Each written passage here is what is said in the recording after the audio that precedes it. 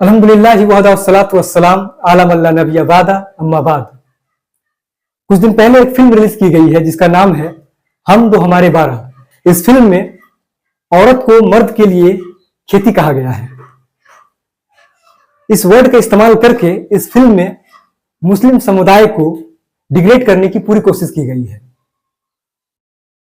इस फिल्म में दिखाया गया है कि औरत इस्लाम में केवल एक सेक्स टॉय की तरह होती है जिसका इस्तेमाल केवल अधिक से अधिक बच्चा पैदा करने के लिए किया जाता है। क्या सच में मजहब इस्लाम औरतों को सेक्स टॉय के रूप में देखता है? आज की वीडियो में इसी सवाल के जवाब को हम जानेंगे। इससे पहले कि मैं आपसे इस टॉपिक पर कुछ अहम इंफॉर्मेशन आपके साथ शेयर करूं, आपसे मेरी मुद्दाना गुजारिश होगी कि आप वीडियो को पूरा देखें ताकि पूरी बात आपको अच्छी तरीके से समझ में आ सके। चलिए अब लौटते हैं अपने टॉपिक की तरफ। यह बात अपनी जगह बिल्कुल सही है कि अल्लाह सुब्हानहू तआला ने कुरान मजीद में औरत को मर्द के लिए खेती कहा है, मगर इस फिल्म में खेती वर्ड को नेगेटिव सेंस में सेट आउट किया गया है सो दैट इस्लामिक कल्चर को डिग्रेड किया जा सके।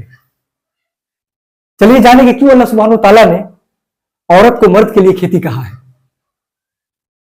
जैसा कि आप भली भांति इस बात से वाकिफ हैं कि जानवर और इंसान के बीच में एक बात कॉमन पाई जाती है, वो ये कि दोनों ही इंटरकोर्स के माध्यम से अपनी नस्ल को आगे बढ़ाते हैं।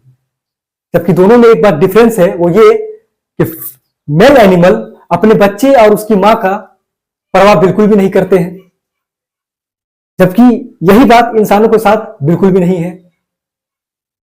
मजहब इस्लाम में मर्द और औरत के रिश्ते को ठीक उसी तरह से दर्शाया गया है जिस तरह किसान और खेत के बीच में एक रिश्ता होता है।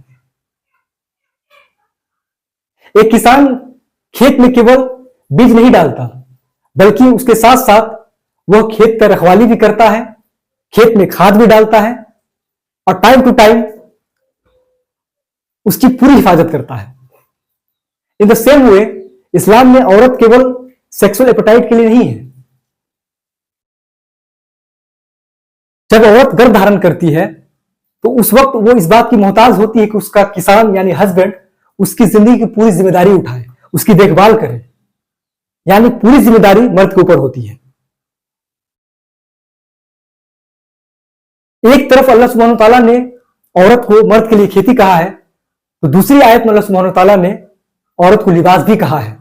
जैसे कि अल्लाह सुब्हानहू तआला सूरह बकरा चैप्टर नंबर 2 आयत नंबर 187 में फरमाता है, हुन्ना लिबासुल लकुम व अंतुम लिबासुल लहुन।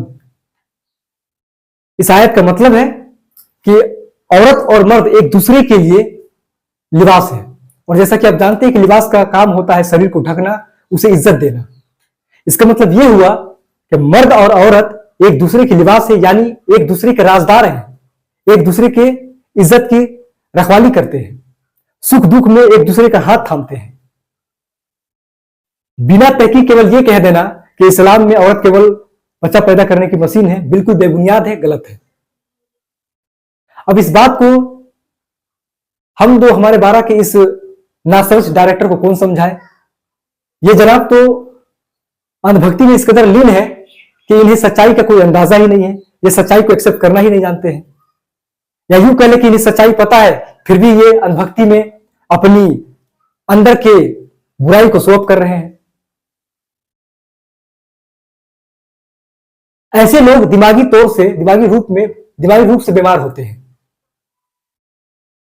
ये केवल समाज में एक तनाव पैदा करना चाहते हैं। ऐसे लोगों से बचने की जरूरत है। इसलिए जरूरी है कि आप अपनी धार्मिक किताबों को पढ़ें ताकि इस तरह के प्रोपेगेंडा से आप बच सकें। याद रखिए कि इस्लाम एक मुकम्मल मजहब है जिसमें किसी चीज की कोई कमी नहीं है। मैं चाहूंगा कि इस वीडियो को आप तमाम लोगों के साथ शेयर करें ताकि इस गलतफहमी से लोग दूर हो जाए कि मजहब इस्लाम औरतों को केवल सेक्स टॉय के रूप में देखता है। उम्मीद है कि आज इस वीडियो को आप तमाम लोगों के साथ शेयर करेंगे। चलिए मिलते हैं नेक्स्ट वीडियो में। अल्लाह से मेरी दुआ है कि आप हमेशा सफलता, सुकून, आफियत के साथ रहें। वमा अलैना इल्लल बलाग। अस्सलामु अलैकुम व रहमतुल्लाहि व बरकातुहू।